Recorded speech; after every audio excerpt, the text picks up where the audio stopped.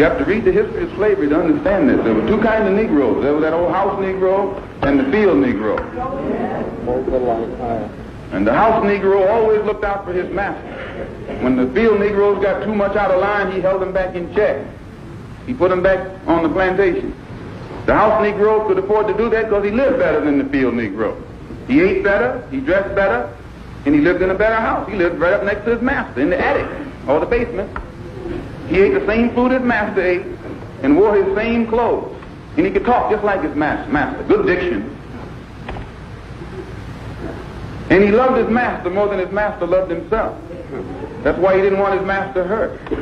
If the master got sick, he'd say, "What's the matter, boss? We sick?"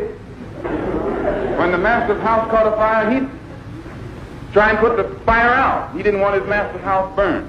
He never wanted his master's property threatened. And he was more defensive of it than the master was. That was the house Negro.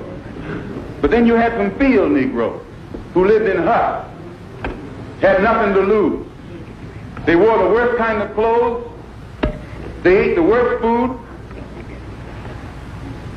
And they caught hell. They felt the sting of the lash. They hated their master. Oh, yes, they did.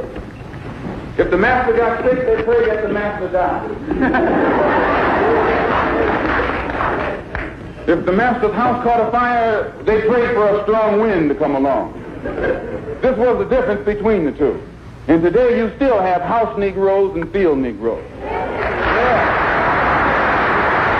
I'm a field Negro.